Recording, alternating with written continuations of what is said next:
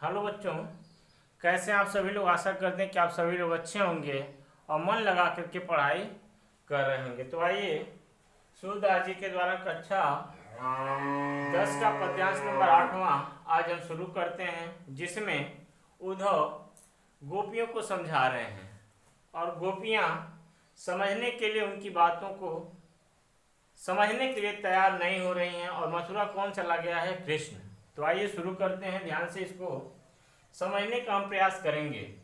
उद्धव मन न भय 10-20, उद्धव मन न भय 10-20, एक हुता सो गयो श्याम संगे, कहूतो सो गयो श्याम संग, कौ अवरा धैस, उद्धव मन न भय 10-20, इंद्रे स्थिल भय के सब बिनु, ज्यों देहि बिनु शीस, उद्धव मन न भय 10-20, आशा लागे रहति तन श्वासा, जीवहि कोटि बरिस, उद्धव मन न भय 10-20, तुम तो सखा श्याम सुंदर के, तुम तो सखा श्याम सुंदर के, सकल जोग के ईस, उद्धव मन न भय 10-20, सूर हमारे नंद नंदन बिनु, और नहीं जगदीश, उद्धव मन न भय 10-20, उद्धव मन न भय 10-20। तो आइए, उद्धव मन न भय 10-20, गोपियां करें कि हे उद्धव मेरे पास 10-20 मन नहीं है। एक हुतो सो गयो श्याम संग, कौरा धैस, उद्धव मन न भय 10-20। हे उद्धव मेरे पास 10-20 मन नहीं है, एक ही मन हमारे पास था, एक ही मन हमारे पास था। एक हुतो सो गयो श्याम संग, एक ही मन हमारे पास था जो श्याम के संग चला गया है। अब किसको आप कह रहे हैं, किसकी आराधना करने की आप बात कर रहे हैं? हे उद्धव मेरे पास 10-20 मन नहीं है, एक ही मन है, इसलिए मैं और किसी की आराधना नहीं कर सकती हूँ।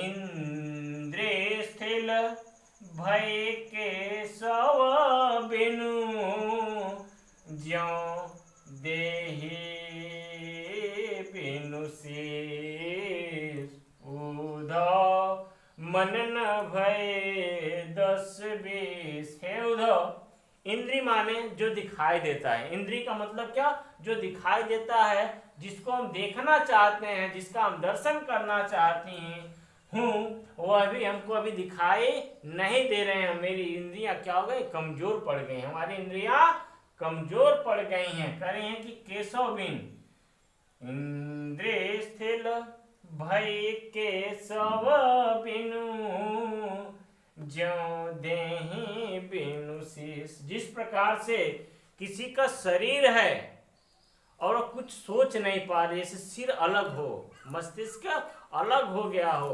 सोच नहीं पा रहा है, खाली खाली उसकी शरीर बची, उसी तरह से यहाँ गोपियों का हाल है। वह कृष्ण के अलावा किसी के बारे में सोच नहीं रही, उनका रास्ता अभी देख रहे हैं कि किसी न किसी दिन मथुरा से श्याम अवश्य ही आएंगे, ऐसी उसकी आशा है। तो अगली लाइन में क्या है, ध्यान से देखिए कि आशा लागे रहती तन श्वासा, जीवही कोटि बरिस, उद्धव मन न भय 10-20। हे उद्धव, मुझे ये आशा है, मैं आशा लाग रही, आशा मुझे ये आशा है, उसी आशा में तन माने शरीर, और शरीर में श्वासा माने जो श्वास चल रही है, अभी मेरे अंदर जो श्वास चल रही है, मुझे ये आशा है कि मथुरा से कृष्ण अवश्य ही आएंगे, उनके आशा में जीवन कोटि बरिस,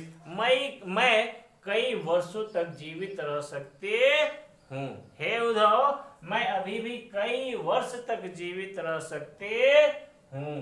तुम तो सखा श्याम सुंदर के, तुम तो सखा श्याम सुंदर के, सकल जोग के उद्धव मन न भय 10-20। हे उद्धव, मेरे पास 10-20 मन नहीं है, तुम तो सखा श्याम सुंदर के, सकल जोग के ईश। हे उद्धव, तुम तो सखा हो, मित्र हो, और सुंदर मित्र हो, किसके, श्याम माने कन्हैया के, आप सुंदर मित्र हो, किसके, कन्हैया के, सकल जोग के ईश, और आप बहुत ज्ञानी भी हो, इसलिए आप मेरा मिलन कन्हैया से करवा सकते हैं, इस मान उस भगवान से, उस ईश्वर से मेरा मिलन आप करवा सकते हैं। सूर हमारे नंद नंदन बिनु, सूर हमारे नंद नंदन बिनु, और नहीं जगदीश, उद्धव मन न भय 10-20। हे उद्धव, जो नंद नंदन के जो कन्हैया हैं, वह कन्हैया और नहीं जगदीश, उनके अलावा मेरा और कोई इस दुनिया में नहीं है, और कोई भगवान मेरा नहीं है, उनके बिन माने उनके अलावा मेरा इस संसार में कोई नहीं है। इसलिए आप अगर चाहें तो उनसे हम लोगों का मिलन करा सकते हैं। ऐसा आप किसमें लिख देंगे, व्याख्या में लिख देते हैं। संदर्भ आपका पूर्ववत ही रहेगा, इसके पहले आप पढ़ चुके हैं तो पूर्ववत लिख देंगे। प्रसंग की बात किया जाए तो प्रसंग एक बार देख लो कि सूरदास जी ने श्री कृष्ण के मथुरा चले जाने के बाद गोपियों का